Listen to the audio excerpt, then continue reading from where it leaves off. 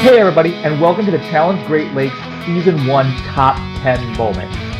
We are so excited to be here and talk with you about some of the greatest, craziest, wildest, and most memorable things that happened during Season 1 of the Challenge Great Lakes.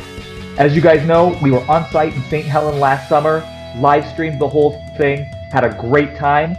Then, last month, we dropped some episodes for you, so you were able to watch it all back on YouTube just like we did. And now, we're going to synthesize that, we're going to put it together, and we're going to bring you the absolute best moments from Season 1. My name is Paul Drake. I'm one of the executive producers and co-hosts of the Challenge Great Lakes. I'm here with...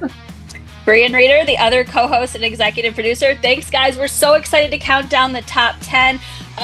A lot happened throughout the season. We know that. We know there's so much to cover. It took us this long to craft the top 10. We reached out to some of you, especially crew members, to see what you thought your top 10, having watched the whole season. And so we're going to kick it off with number 10. This one is specifically about the way we decided to do the challenge. So our whole thing was about challenge duplicates. We wanted to go out there and we wanted to produce games you'd seen before. We wanted to do challenges that you had seen on the real challenge, and we wanted to make them our own. So this 10th moment is just dedicated to all the work we put in to craft all these amazing challenges. Things like Melt With You, the very popular ice challenge that just completely changed the YouTube format of how we do things, mostly because we almost got booted based on all of your work. Completely changed the rating of Season 1. Absolutely. In addition to that, the first challenge we did, Human Pyramid, which somehow nobody figured out how to do, regardless of it being a very, we thought, easy challenge. We were a little concerned, to be honest. I still am concerned. It happened months ago, and I'm still concerned. We have reached, the cast has been properly shamed for their performance in the opening challenge. Some of them have received that, and some of them to this day are defending their performance in Human Pyramid. I can't possibly justify that, but it's true, and you should know it. It's true. I thought a pyramid was a pyramid. I apparently was wrong. So apparently a pyramid is whatever you can do to just lay people on top of each other.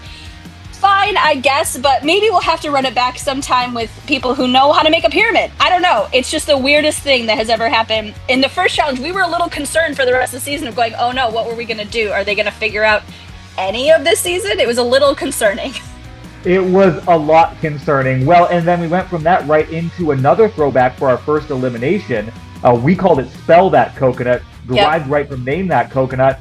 And as fun as it was, as exciting as it was, Sarah and Taylor really brought it in that first elimination. The boys had some spelling trouble in that first. A lot of spelling trouble in that first challenge, and it was. I think both Jonathan and AJ went home and probably got on the word salad app or some of these, maybe played some Words with Friends or something just to kind of beef up their spelling, because that was it was a rough go of it for sure. It was. It made me nervous for everything else we had planned to see if anything was going to look like what we thought it would look like. But in general, the 10th moment is just the different missions that we did that make sense based on the challenge format. What we love to do is create things our own way that you have seen before. We're going to be doing it again in Season 2, so don't doubt it. If you've seen it on the challenge, if we deem it more or entertaining enough and we deem it safe enough, we're going to be doing it. Absolutely. So for number 9, we're going to talk about one of the most iconic challenge duplicate moments we had. And this isn't one where the cast messed around or struggled. Oh no. This was one where they brought it 100%. This was our first female pole wrestle with Katie and Callie. Now, one thing you ought to know, the theme for Season 1 was Titans versus Tributes, as you know. And so we're talking about Katie, who's a real vet, somebody who has a lot of game experience, somebody who's played so tough in every game she's played. Pole wrestling against Callie, somebody who legitimately had never really seen the challenge before she came to Great Lakes, somebody who had never played an LRG, who was a total outsider to this world. So you couldn't have a better Titan versus Tribute matchup for this first female pole wrestle. And when I tell you they both went out there and gave it their whole hearts, it was incredible to watch. I was convinced by the end of it that if Callie had seen pole wrestle before, she would not have competed in the elimination because that was so physical. She put her heart into that. I was sure. That's one of those missions where, like, you have the control over how long you stay in it because at any point you let go and you're done. These girls went not only twice, maybe 3 times longer than the boys. They smacked the ground every chance they got. They were hyped. And they left it all out there. And it not only showed that Callie had more heart than I could have ever imagined, but it definitely solidified Katie as one of our beasts for the rest of the run. And she would live up to that throughout the rest of the game. But that first female pole wrestle, I don't know if we're ever going to be able to top a pole wrestle better than that one was. It is going to be really tough. There's a couple moments that maybe even the cast and crew don't necessarily know about. So there's a moment after the first reset when just Katie and Callie are standing there. And it's one of my actual favorite moments of the entire season 1 because Katie looks at Callie and says something I can't repeat on stream. But they begin talking about being women and doing this as women and how cool it is that they get to be here as tough, strong, powerful women doing this pole wrestle. And it was something that, as a host and producer, was really, really special to me. Because that's why we do these LRGs. That's why we play, but also why we produced Great Lakes in the first place, was to give people an opportunity to really push themselves beyond. And it was so special to me to see these ladies so live into that. And then we did a social media post about this a while ago. We were talking about, because I was talking about the insanity of watching this and watching these two women body slam each other and hurl each other against the ground and roll over and over again, and just the insanity of that. And Callie was in my DM saying, yeah, I think that's the hardest I've ever tried at anything athletics in my life. And I was like, girl, it looked it. It was one of the hardest anybody tried at anything all week. It was incredible. It absolutely, and then the boys, I believe, followed the girls. And not to say the boys, I mean, Kayvon and Imir put in work, but I'm sorry, they were outmatched tenfold compared to what those girls delivered on. And I know for sure every other girl on that sideline woke up after that moment, and they knew, regardless of who came back, it was going to be a fight no matter what. And we knew, that was the moment I knew that this game could go any way it wanted, and it was going to be a fight for the rest of the time. For 8, we are going the opposite of pole wrestle to the most possibly infuriating, confusing, and unfortunate moment in the history of the Challenge Great Lakes. We call it never-ending canoodle. If you will notice, as we were editing those episodes, I had to put in time-elapsed moments because apparently our last duo, it was Abby and Gibble against Bree and Kayvon, and for 27 minutes, nobody could complete a canoodle puzzle.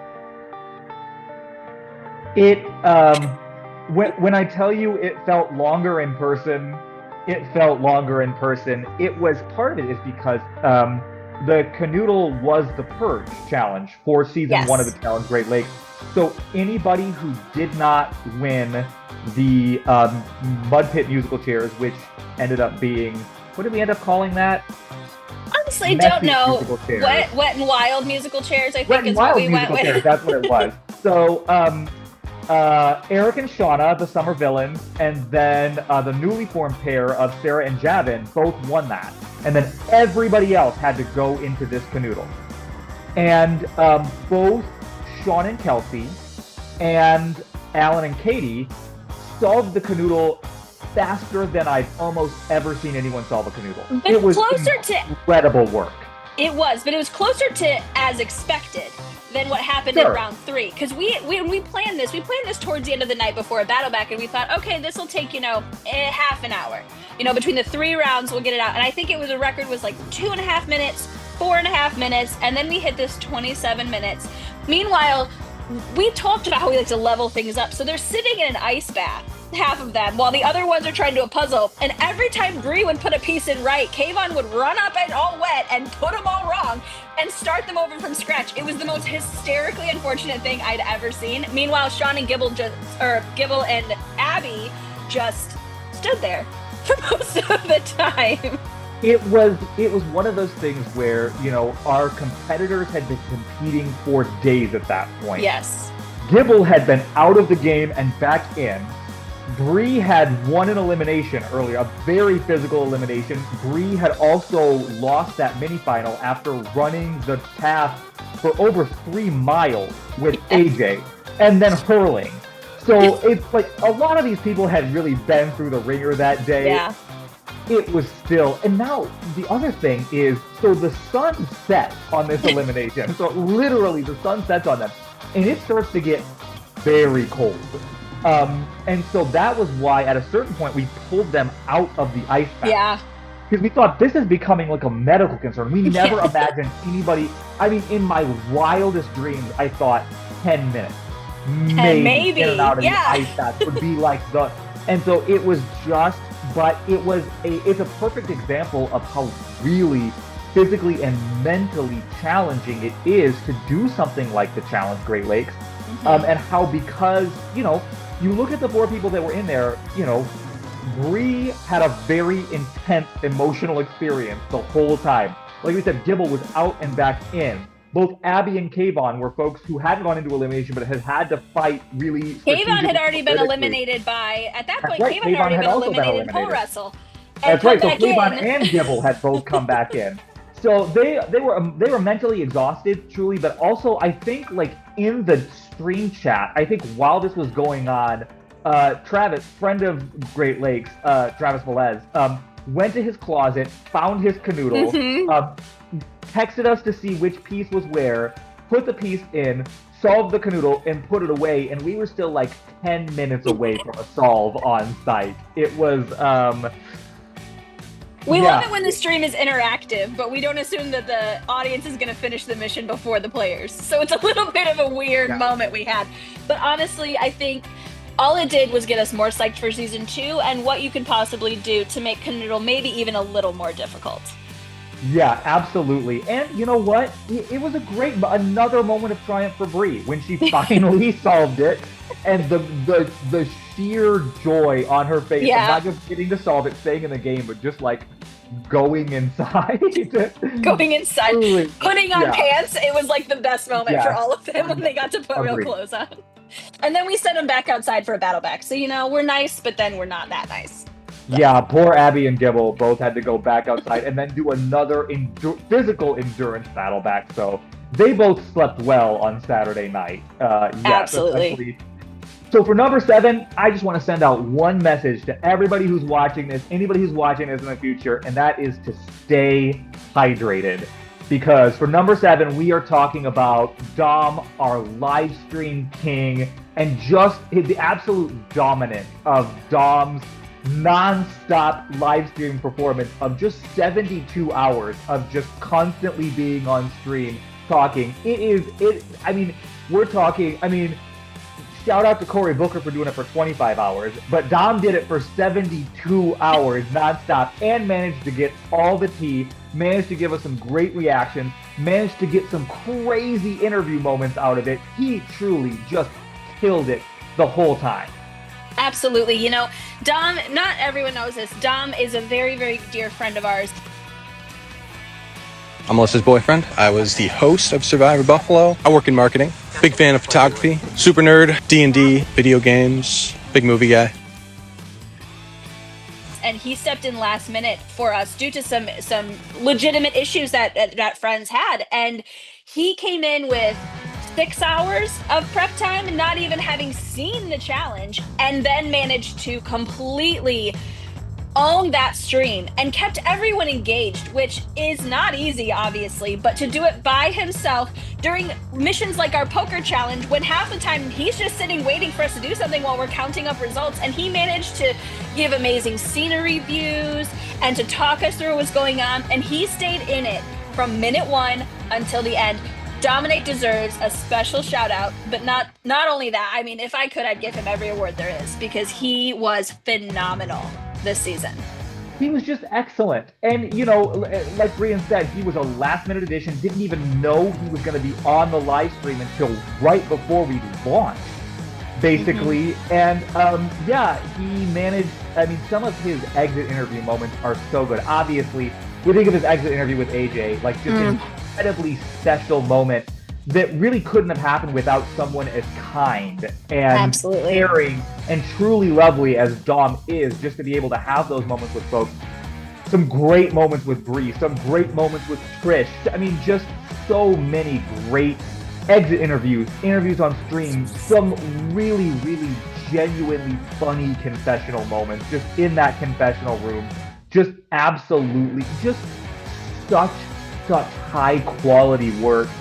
And yeah, in part of that joy for you and I especially was, you know, we were so busy on site and we were so that we didn't really know what was happening on screen most of the time. We had no idea, but we knew he was doing it well. We just didn't know what he was doing. We knew he was killing it, but we didn't know what he was doing. So we got to go home and basically watch for the first time what you all saw who were in the stream and what you've seen now on episodes, and just be absolutely blown away. We knew he was doing great. That was never the question. But just how great he was, how comprehensive his coverage was, and how much he was really able to capture. I was blown away on the rewatch.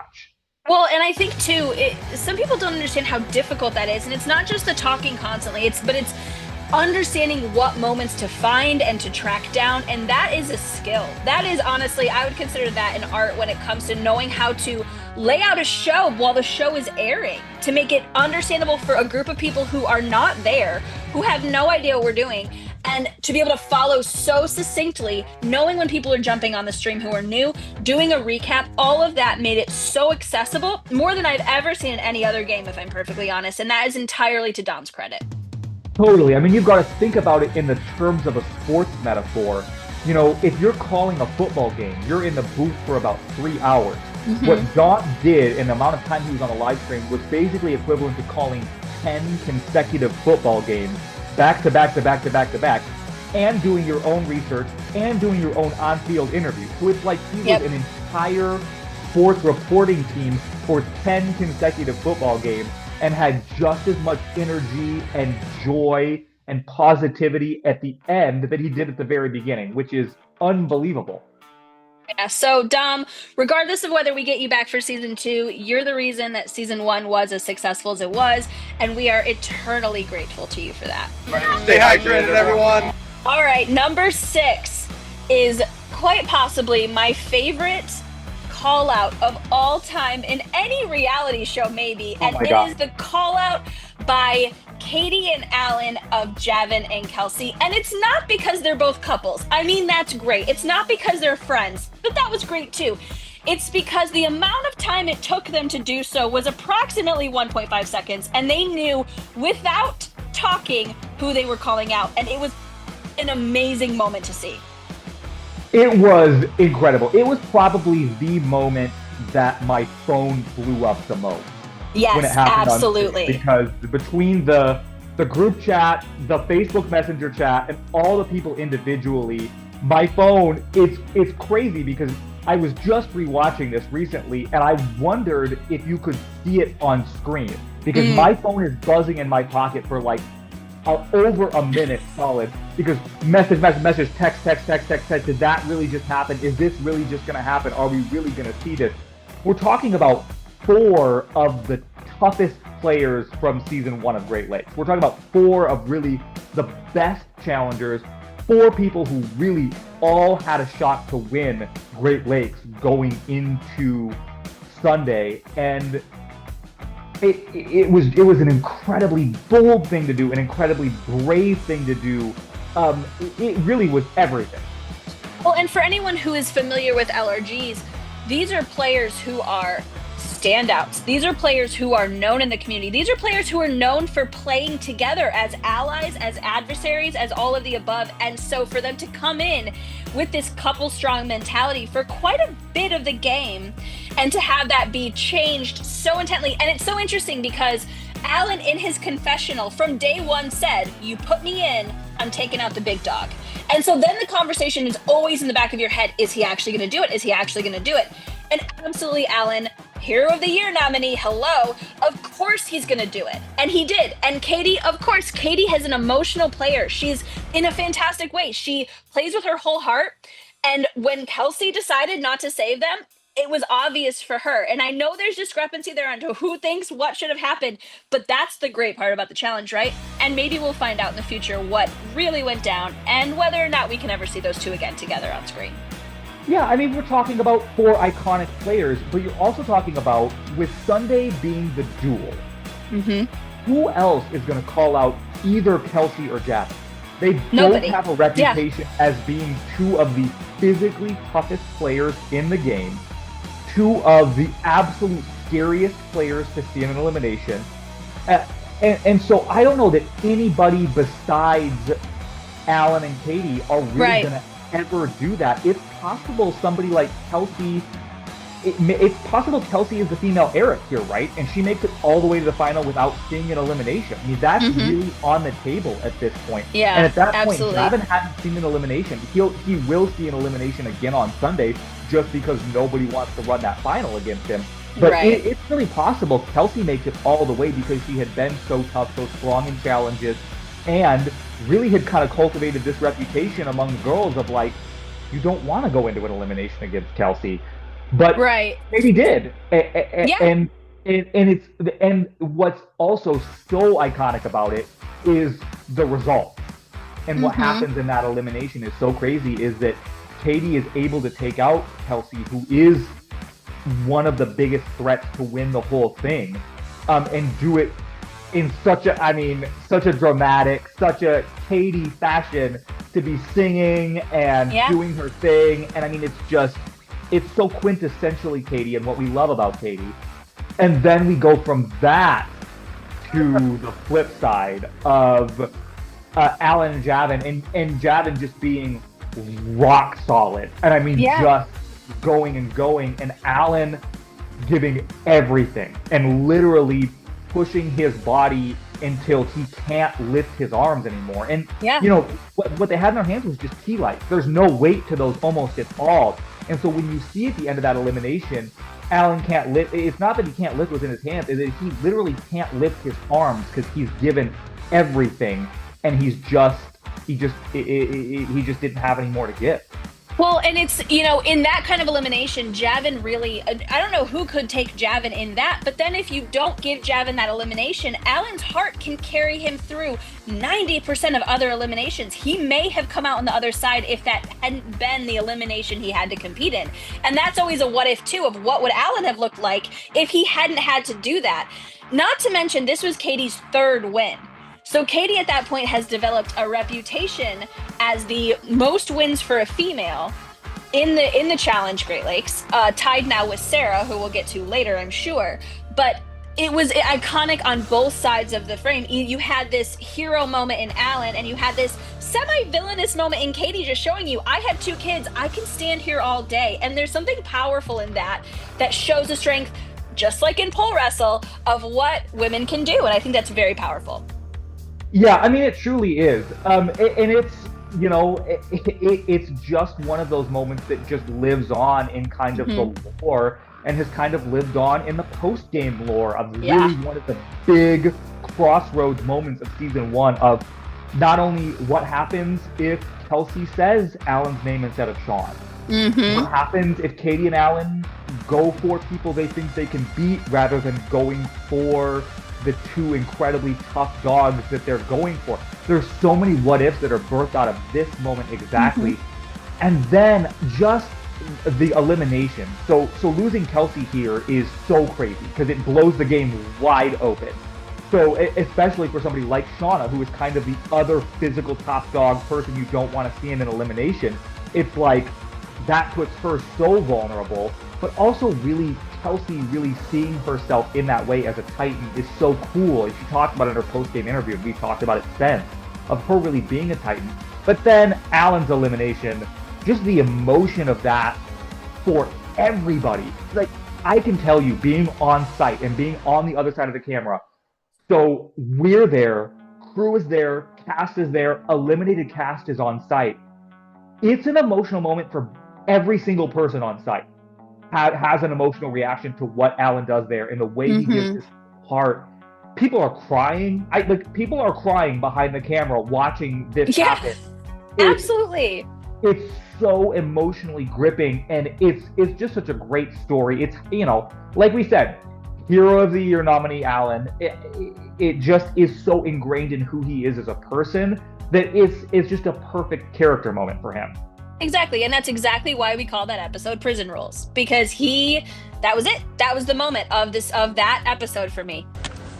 Prison rules. When you get to prison, try to take out the biggest, baddest guy. I will never stop thinking about him saying prison. I just love it. I will never. I don't care how long I live. I don't care when I leave this mortal coil. I will never stop thinking about Alan saying prison rules. It is one of those, like, the meme of the guy when he comes across the street and just like, yes. That was how I felt the moment I heard him say that.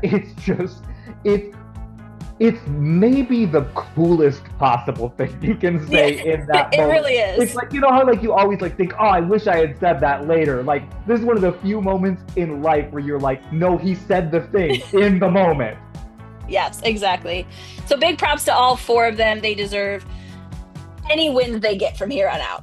So from one emotional elimination moment to another elimination moment, we have to talk about Bree and AJ and everything that was Mother Duckers on Saturday morning. It truly, for me, is one of the most special moments of all of season 1. Just because of both Bree and AJ's personal story before they ever got to St. Helen, their stories being on site, and just watching them really push themselves. So that whole thing is crazy, because what precedes Mother Duckers, right, is the mini final. Mm-hmm. Where, like we mentioned before, Bree and AJ make the interesting decision. Choices, as Tati would say. That was something. To just run the trail back and forth and collect tiles. For less tiles than if they had just done the puzzles. I mean, they just elected to not try anything, I don't think. And they just ran the course for 2 hour and a half, almost, maybe less. Like, so many runs when they didn't have to, but it definitely set them up to struggle in the elimination if it had been other people, honestly. But I think the tenacity of those two, I mean, just lay out the story, Paul, how that all went down. Yeah, so they run forever. They come in dead last in the mini final because their strategy was not great. Bree hurls while we're doing the announcement of who won and who lost in the format announcement, which it's such a funny moment. So that moment does not exist in the episode because nobody needs to see that. And we didn't want to do that to Bree, but I'm in the middle of talking like, okay, so here's some results or whatever, and Bree and she doesn't move, she doesn't go anywhere, she just hurls in the middle of this big group. And it's just like, okay, moving on. So here's some results. I don't know how to react or whatever. And at this point, the cast doesn't know the format. So Bree and AJ are also finding out in this moment that, by the way, you're going directly into elimination. Okay. Yeah. So there's all of that. And by the way, you have no control over who you go against. Also, you can ask, but nobody has to listen to you. Well, and they're specifically saying, we don't want to go against Ymir and Mira. Like, please, like, they wanted Alan and Abby, but they were like, anybody but Ymir and Mira. So, of course, they go into elimination against Ymir and Mira. Sure. It's very intense from the start. We get that great shirts off, shoes on, shirts off moment, where we're telling them they have to keep their shoes on in the sand. And they were like, wait, we have to keep our shirts on? I'm like, no, I don't care. And all of a sudden, shirts just go flying everywhere. Challenge jerseys just go flying. And I'm like, okay, this is so emotionally intense. Even as host, I think you would agree with me. Like, the feeling in that moment was probably the most tense we had felt to that point. It was Saturday morning, and it was very much like, this has gotten real now. Well, and they looked at the sand pit, and every one of them said, oh, we're playing tug of war. And I'm sorry, but if anyone knows Brian, you're never going to just play tug of war in the challenge. I will eat my hat before I just play tug of war. So they got in there thinking sand pit, tug of war, oh no. And then suddenly they're tasked with this endurance, move the ducks around the field. Like, it was intense, and the rounds were long and tough. Yeah, looking back, I don't know that we would ever have done it to the amount of time that we did it. And it was Correct. just something that's just a season one kind of thing where Yeah. it looked right on paper. And then when you're watching these people do it, you're like, oh, this is really probably the most physically intense elimination we did. On a day... Sorry, go ahead. No. I was going to say we had full wrestle and back up off me, and we have reverse sumo wrestling and those physical things.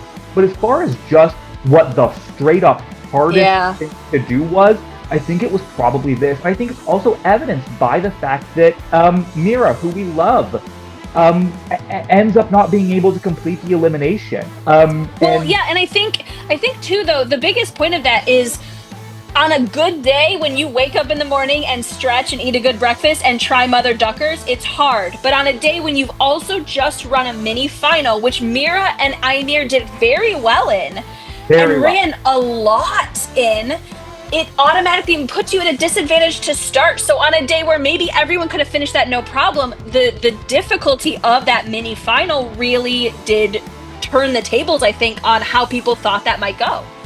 Yeah, and you're talking about 3 people who were in an elimination on Friday.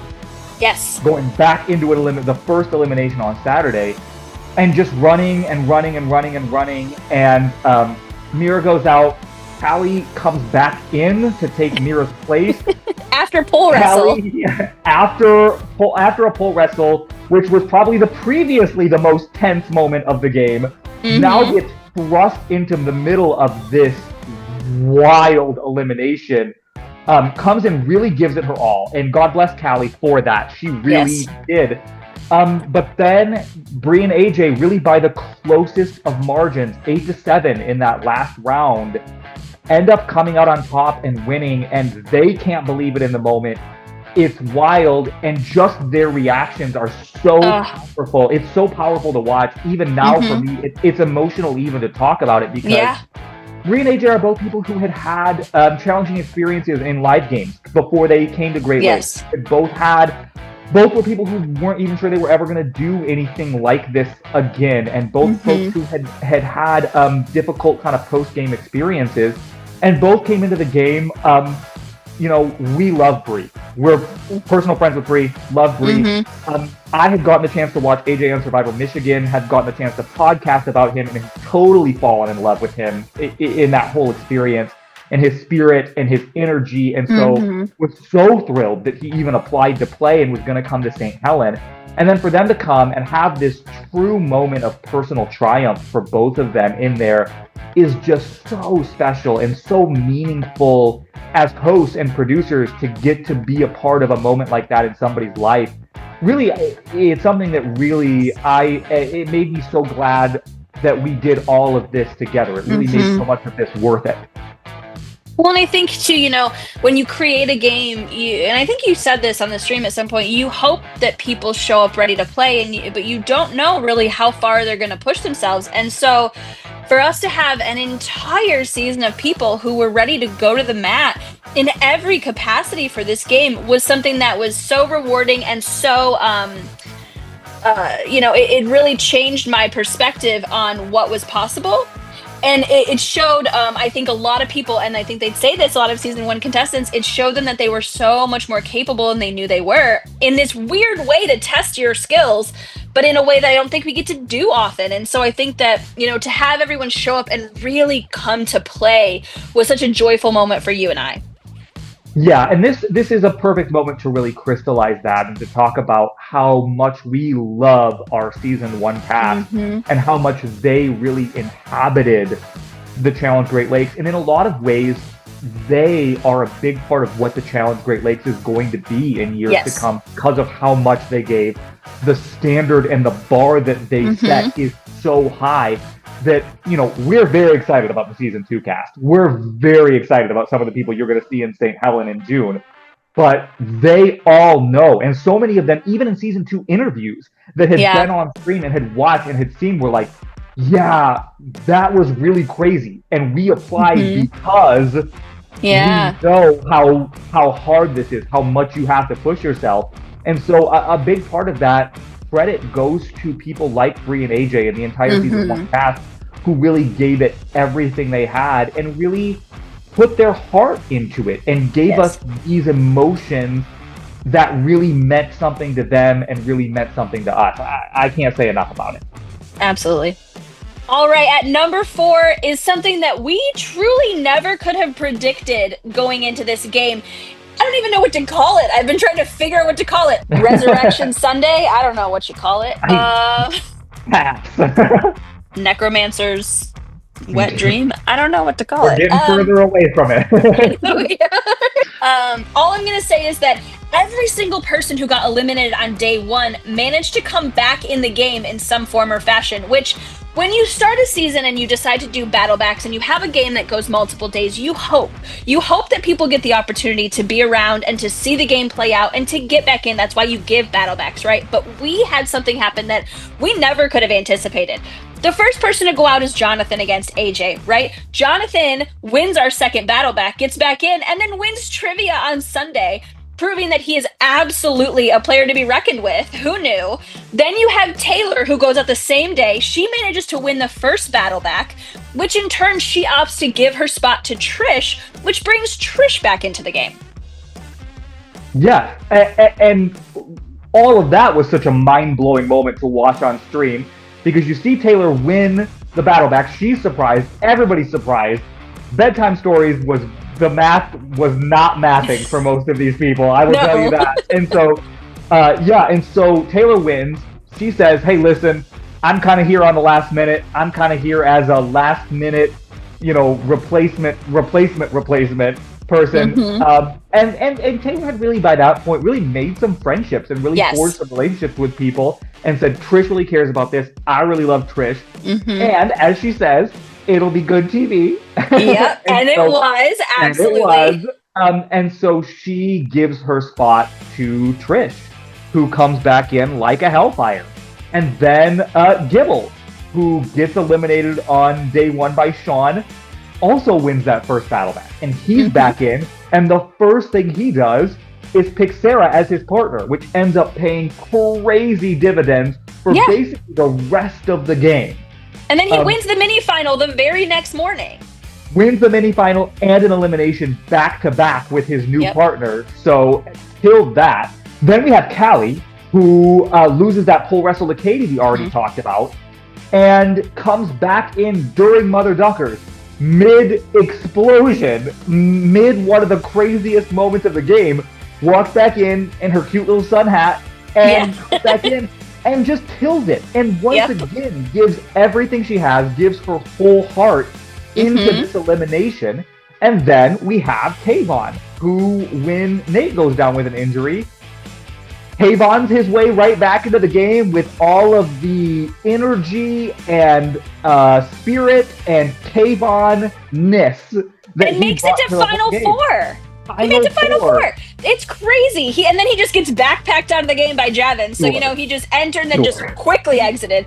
But, which hysterical. You needed that moment, too, when you're going to do the Johnny Bananas backpack. You got to have a backpack. Thank you, Kayvon, for sacrificing yourself as our backpack. Yeah. But it really, everyone had a moment to shine, and everyone had a moment to feel part of the game more than once on that first day, which is so important because sometimes you feel like you come out here for 1 minute, you go home first, and then what do? Who knows, right? So what we love is that we try to give opportunities, at least one, for every person to be able to get back into that game, to try again and to see. And it's amazing what can happen when you get that opportunity. Yeah, absolutely. And I think that what happens to all 6 of those people going forward is testament to all you need is a shot. Yep. And sometimes if you can really grab onto that shot to get back in the game and make the most of it, you're looking at somebody in Jonathan in particular who was out of the game for the vast majority of the game, comes and wins a challenge, and all of a sudden in that second to last mission, you have people talking about maybe Jonathan's going to win this whole thing. Yeah. Maybe he's going to come back in and he's going to win the game from the first boot, and suddenly he is almost emerging as the biggest threat in the game, which is so crazy. And if he gets anyone else other than Sean in that Mathbusters elimination, who knows really what happens, because he figured that out really fast. Sean was just a beast, and we'll get to that later, obviously, but Sean was unbeatable in that elimination, but if it had been anyone else, I can't guarantee Jonathan wouldn't have won it. Yeah, because you're watching the way he sprints when he's doing that elimination, and then you think back, oh, he's totally rested. Yep. He's been making rice this whole time.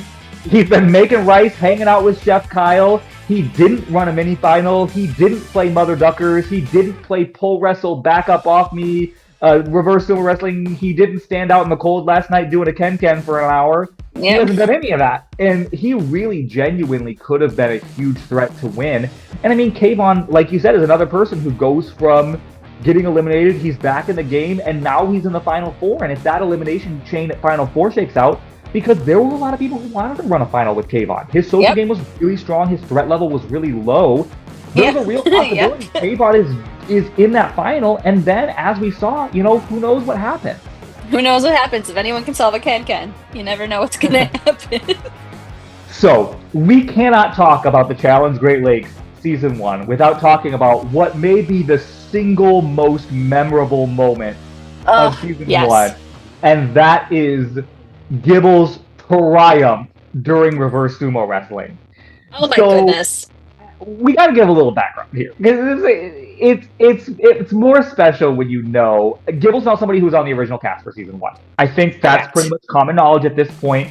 We had originally said 21 plus for challengers. That's what we were going to do. Gibble had applied. We loved his interview. Everybody on the casting team loved his interview. We said, hey, listen, he's just a baby, just a young, little wee thing, fresh 19. Despite the fact that he had already created Survivor at IU at this point and had really become, a name on that side of of games and stuff, he really wanted to come and play and really wanted to try that. And so, as Season 1 evolved and as our ideas for Season 1 evolved, we said, hey, we don't really need to have this be a 21 plus game. We have a spot open. We all love this kid. Let's give him a shot. So we give Gibble a shot. He comes out of the gate like a bat out of hell from moment one. He's trying to throw people under the bus. He's on the Let's Vote Eric Out crusade from Thursday before we even started. Fresh out of the cars, probably in the cars. I can verify. He's targeting Mira. He's just, and it's like, okay, I think we may have some casting gold here. Yeah.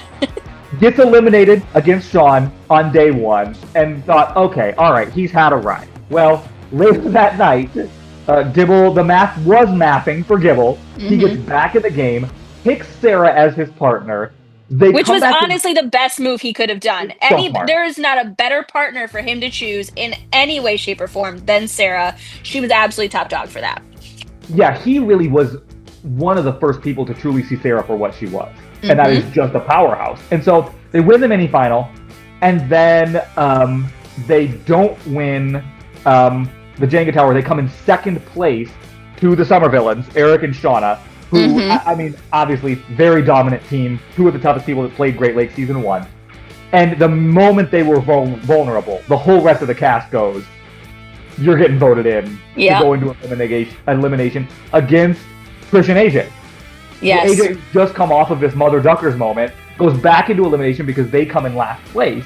Well, and he had ditched Brie. Remember, he ditched Brie for Trish, thinking because they had such a difficult elimination that Brie was going to be gassed. And Brie did not come in last. He did. No. So they go into reverse sumo wrestling. It's extremely physical. It's a really down in the pit kind of elimination.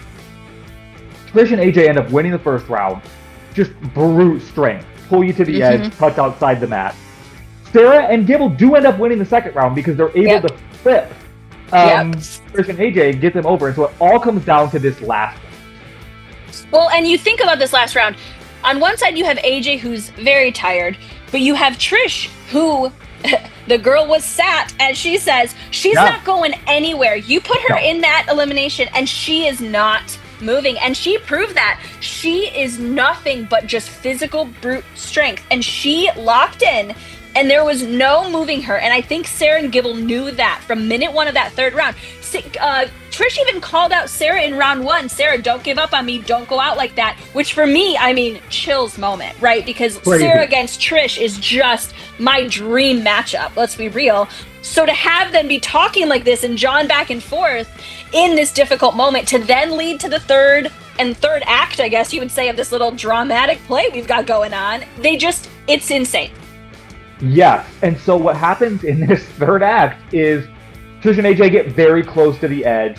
It looks like it's going to be over. It looks like it's happening. And just in a moment of whatever, Gibble turns around and runs and is able to dart past Trish and AJ to the outside. He gets jerked back.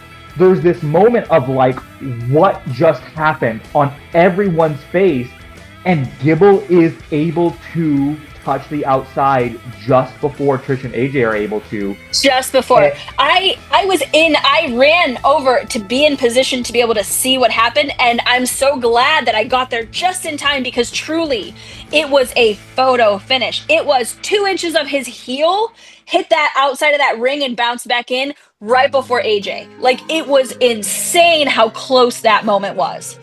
It really was. And now there's controversy about whose idea this strategy was, who had talked about this strategy first. There's been a lot of conversation. Yes, there has. In the moment and sense about whose idea this was. But the reality was, Gibble just had this moment of clarity. Just the skies opened up and he saw what he needed to do, and he did it. And it's the kind of thing that only somebody like Gibble could really pull off in the moment, because you just have to have that little bit of crazy and just that little bit of young energy to be able to do this. And it's one of those and you can see the reaction from the rest of the cast when it happens, and Dom, being Dom, gets cast reactions and people are going nuts. It's one of those rare moments that you don't need any hindsight for. In the moment, people are saying, this is the moment of the season.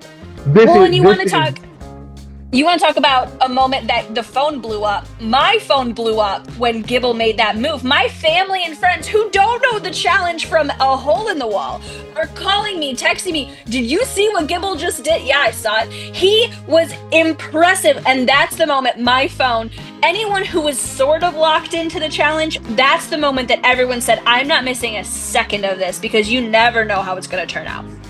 It's true, yeah. It was minutes after I got a clip of it on my phone. Somebody clipped the stream and sent me, I believe it was Matthew, clipped the stream and sent me the clip on my phone, because he's like, you're going to want to have this moment as soon as possible to be able to, because it just is unbelievable. It's just one of those moments that's why these games are so great. That's why it's so good, because you can't script this. Nothing scripted will ever touch that moment, and getting somebody like Gibble, who is just this young, first-time Rookie of the Year nominee, which this moment I'm sure is a big factor in his nomination for Rookie of the Year, because that's a vet move. That's the kind of thing, but you have to also have that no fear energy to be able to actually pull it off, and not just think it through and not just talk about it, but to actually do it. And all flowers to Gibble forever for that, because it's just incredible. 100%. Okay, we're getting to the top moments. Number 2 has to go to one of our 2 winners. This one is going to Sarah. Sarah Gallagher. If you did not know who Sarah was before this challenge, you certainly do now. Now, not only did Sarah win, but Sarah, we did the stats. There wasn't many to do because there's only 10 rounds, but whatever. We did the stats. Sarah either won every single mission or elimination in every round except the Melt With You Ice Challenge, in which the Tributes won and Katie ended up going in for the Titans. Otherwise, if Sarah didn't win the daily, she won that elimination. 9 out of 10 rounds plus a final win. There is nobody who did it better than Sarah in this season when it came to her track record, her ability to contribute at key moments, and her ability to get herself to the final and win. Yeah, I mean, the numbers speak for themselves here. You're talking Yes. about 2 daily mission wins, 2 pairs mission wins, and 3 elimination wins. Including the Uh, mini final. and the mini final is one of those pairs daily wins. Sarah wins an elimination every day of Great Lakes. She wins missions every day of Great Lakes. It's an all-timer performance. If you look at MTV's The Challenge, really, Yeah. you look at like what Laurel does in Free Agents as really kind of one of the, if not the best singular performances in MTV Challenge history. This basically matches that. Yep. The only difference really is the length of game. The fact that we only play 10 rounds is really the only difference, because Laurel's able to get one more elimination win. And that's really the But only we also, difference. she wasn't doing it over 3 days. She was doing it over 3 3 days. months. So Exactly. 3 days, Sarah managed to pull off the stats of Laurel. That's incredible. Yeah, and then she comes into the final and just kills it. Just dominates. And she comes into the final and just is really dominant in just about every aspect of it. And it's, if you know Sarah, she's just such a good Survivor player. Oh my gosh. I've The seen her play best to Survivor never a lot of win. times. Have played Survivor with her. She's incredible. She's incredibly good. And then she comes into a different format game, which kudos to her for coming into a different format in the Yep. first place. And then plays a very different game, because usually it's her politics and it's her social relationships that are her big strength. And that wasn't the case here. She gets voted into elimination on more than one occasion. Yep. And is able to just triumph and just In on the every strength type of her- elimination. Every type of elimination. It's so true. And just on the strength of her own will, just the strength of her own abilities, is just able to win and become the first female winner of the Challenge Great Lakes. And what can you even say about it? It's an all-timer performance. It's an all-time LRG performance. It's an all-time challenge performance. And for a legend like Sarah to come in and get her flowers in the challenge is About time. It's about time. First of all, I mean, it's about time. But it's special for us to just be able Oh, to 100%. you see, I mean, Sarah, really, we called her on Thursday, right? The Titan of Titans. This is We what did. she's here for. And then to have that much hype going in and live up and still manage to exceed expectations. There's nothing to say. It really is just an all-time, and again, not to hyperbolize, it's an all-time single season performance of whatever you're talking about. Anything Absolutely. you're talking about. It's an Absolutely. all-time single season performance. I'd be terrified to see her in a future season. If I'm honest, if she shows up on that mat, I am quaking, because you can tell she can win any kind of elimination she wants to. She can do anything, and that is the most terrifying player to have in a franchise. And to have that as our champion, I'm over the moon about it. Yeah, I mean, and when you think of the 2 women she beats in the final, it's like, I mean, Her you're best also talking friend. about her Yeah. best friend, and probably going in the physically toughest person we brought to St. Helens. Yeah. Yep. In Bree and Shauna, respectively. And so it's like, it's not like there was no also rans in the final here. There was no layups in the final here. This None. was such a tough group of women, and so for her to triumph out of that, you can't say enough. It's true. And our number one moment of season 1, it has to be Sean's performance in that final. Absolutely. I mean, it is as close to a perfect run of a final as you could possibly have. Yep. What he is able to accomplish, the way he's able to run through every single station, the way he's able to keep up his pace, obviously looking back, what he's able to do on that Ken puzzle and just crank that out. The fact that he's able to do that Ken puzzle The fact that alone. he's able to do the Ken puzzle, just being as far ahead of the pack as he was at that point, and just being able to seal it, it's a like I said, it's basically a perfect final run. Yep. Not to mention, he had gone through 2 eliminations already. He had daily wins. He had done it all. But at the same time, everyone had been counting him out in their confessionals. Sean can't win it. We can't let Sean get there. He's going to be a layup. It's not meant to be. Nobody thought Sean had that in him. Sean has so many skills that they were not. He flew so under the radar They had no idea what they were going up against. And he got out there. He was done a good 20 minutes before anybody else, if not more. Yeah. And he just got to sit, take a shower, have a drink, then collect his winnings. He was perfect in our final. Yeah, famously a nothing burger on Friday, right? All the way to the champion of the Challenge Great Lakes. Yep. You know, he has to win that elimination against Gibble on day 1. He Yep. has to solve that canoodle on day 2, and then he has to beat Jonathan in that Mathbusters, that crazy log carry. You know, Sean is also somebody, he wins that final daily as well. Yep. It's just so fun to watch him because Sean is just someone who's eminently rootable. He's just a genuinely great guy. Yes, absolutely.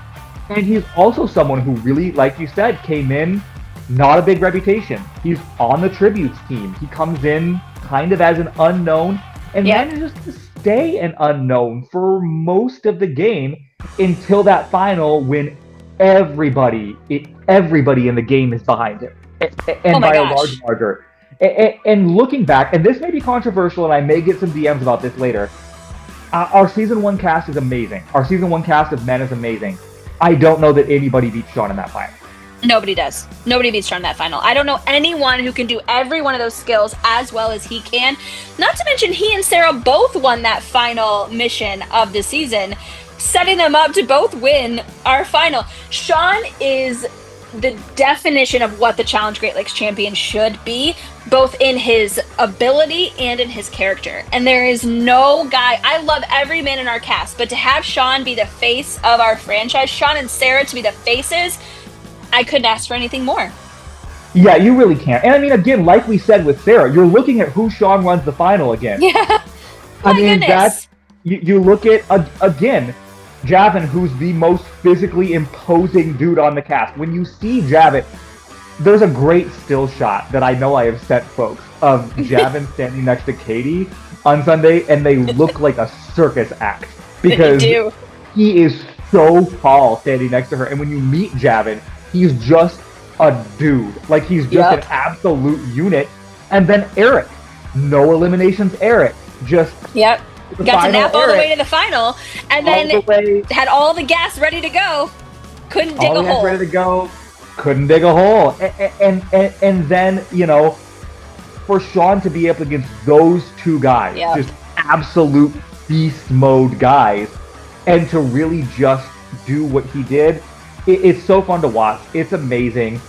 Sean is never going to be under the radar again. No matter where he goes, no matter what he plays, whether we see him in a future season of Great Lakes, whatever LRG Sean's at next, the under the radar game is officially over for the rest of his career. Never again will he get to play that because anybody who's seen this final is now scared of Sean. Oh, 100%. I'm scared of Sean. I'm never going to have to face him. Yes, and rightfully so. I would never want to play a game against Sean because now you've seen he can do it all.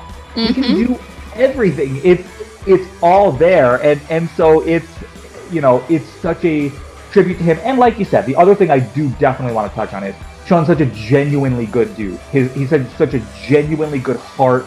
He's just somebody who so embodies the character of Great Lakes and really the Great Lakes standard that we talk about for our cast members. He really is just somebody who exceeds that in every way. And so, like we said, I would have been happy for any of these 20 people to win the challenge. We love them all. They're all absolutely so deeply special to me because of what they brought to season 1. But seeing Sean win, there's just something incredibly special and gratifying about it. Agreed. So thanks everyone for joining us for our top 10 moments of season 1. We have so much more to come in season 2. You are not ready. Season 2 airs June 12th through the 15th. Coming up, we're right back in St. Helen. Bigger cast, bigger challenges, and we may have had an Easter egg or two in this video that will give you kind of an idea of what's going on for season 2. Who knows? All I can say is we can't wait to see you guys. Keep an eye out for those LRG awards too, because I hear those are dropping soon, and we seem to have a few nominees on our cast. So keep that in mind, and we'll see you back here in June for season 2 of the Challenge Great Lakes. Bye, guys.